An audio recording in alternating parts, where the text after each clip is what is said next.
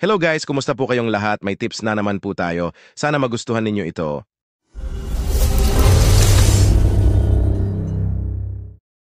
Si Pablo na alipin ni Hesukristo, na tinawag na maging apostol. Ibinukod sa Ebanghelyo ng Diyos, na kanyang ipinangako ng una sa pamamagitan ng kanyang mga propeta sa mga banal na kasulatan. Tungkol sa kanyang anak, na ipinanganak sa binhi ni David ayon sa laman, na ipinahayag na anak ng Diyos na may kapangyarihan ayon sa espiritu ng kabanalan, sa pamamagitan ng pagkabuhay na maguli ng mga patay, sa makatuwid bagay si Hesukristo na Panginoon natin, na sa pamamagitan niya itinanggap namin ang biyaya at pagkaapostol, sa pagtalima sa pananampalataya sa lahat ng mga bansa, dahil sa kanyang pangalan. Sa mga ito kayo naman, ay tinawag kay Hesukristo, sa lahat ninyong nang-asa Roma, mga iniibig ng Diyos, tinawag na mga agbanal, sumainyo nawa ang biyaya at kapayapaang mula sa Diyos na ating Ama at Panginoong Hesukristo. Kauna-unahan, ay nagpapasalamat ako sa aking Diyos sa pamamagitan ni Hesukristo tungkol sa inyong lahat, na ang inyong pananampalataya ay bantog sa buong sanglibutan. Sapagkat ang Diyos ang aking saksi, na siyang pinaglilingkuran ko sa aking espiritu sa ebanghelyo ng kanyang anak, na walang patid na aking kayong binabanggit, sa aking mga panalangin, at laging isinasamo ko, kung ngayon sa wakas sa anumang paraan ay magkapalad ako sa kalooban ng Diyos na makarating sa inyo. Sapagkat ninanasa kong makita kayo, upang ako'y makapamahagi sa inyo ng kaloob na ukol sa espiritu, upang kayo'y mangagsitibay. Sa makatuwid baga, upang ako't kayo ay maaliw sa inyo, ang bawat isa sa atin sa pananampalataya ng iba, ang sa inyo at sa akin.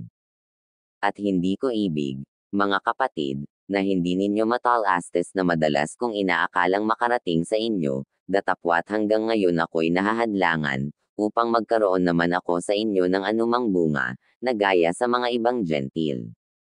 Ako'y may utang sa mga Grigo at gayon din naman sa mga barbaro, sa marurunong at gayon din sa mga mangmang. Kaya nga, sa ganang akin, ay handa akong ipangaral din ang ebanghelyo sa inyong nang-asa Roma. Sapagkat hindi ko ikinahihiya ang ebanghelyo, sapagkat siyang kapangyarihan ng Diyos sa ikaliligtas ng bawat sumasampalataya. Unay sa Hudyo, at gayon din sa Grigo.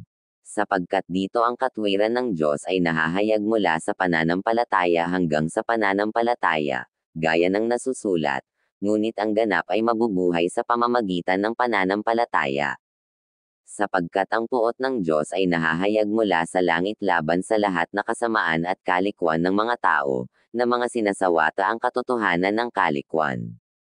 Sapagkat ang nakikilala tungkol sa Diyos ay hayag sa kanila.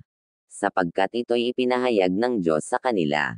Sapagkat ang mga bagay niyang hindi nakikita buhat pa ng lalangin ang sanglibutan ay nakikitang maliwanag, sapagkat tanto sa pamamagitan ng mga bagay na ginawa niya, maging ang walang hanggan niyang kapangyarihan at pagka-Diyos.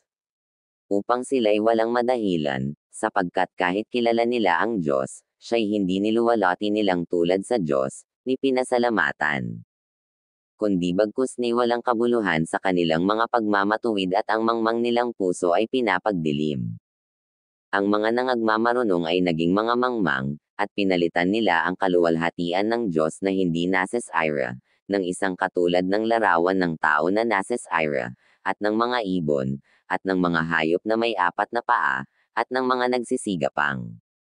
Dahil dito'y sa karumihan ng mga pita ng kanilang mga puso ay ibinigay sila ng Diyos sa kahalayan, upang alisan nila ng puri ang kanilang mga katawan sa kani-kanilang sarili, sapagkat pinalitan nila ang katotohanan ng Diyos ng kasinungalingan, at sila'y nagsisamba at nangaglingkod sa nilalang kaysa-alang, na siyang pinupuri magpakailanman.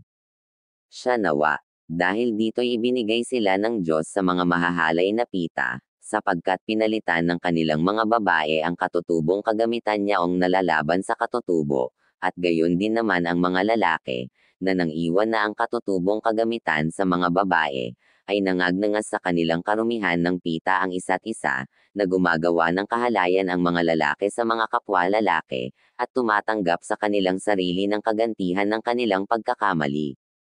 At palibhasa'y hindi nila minagaling na kilalanin ang Diyos, ibinigay sila ng Diyos sa isang maalay na pag-iisip, upang gawin yaong mga bagay na hindi nangararapat.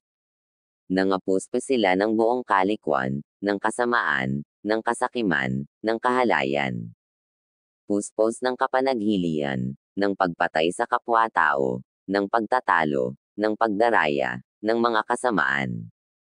Mga mapagupasala, mga mapanirang puri, mga napupuot sa Diyos, mga manglalay, mga palalo, mga mapagmapuri, mga mangangatha ng mga kasamaan, mga masuwean sa mga magulang, mga helang, mga hindi tapat sa tipanan, mga walang katutubong paggiliw, mga walang habag, na, bagamat nalalaman nila ang kautusan ng Diyos, na ang mga nagsisigawa ng gayong mga bagay ay mga karapat-dapat sa kamatayan, ay hindi lamang gayon ang ginagawa, kundi naman pinapayagan ang mga nagsisigawa ng mga yaon. Mga taga-Roma Kapitulo 1 versikulo 1 hanggang 32. Mahalaga po ang pag-aral na salita nagdakilang Diyos, tandaan po natin dyan po tayo magkakaroon na kaalaman.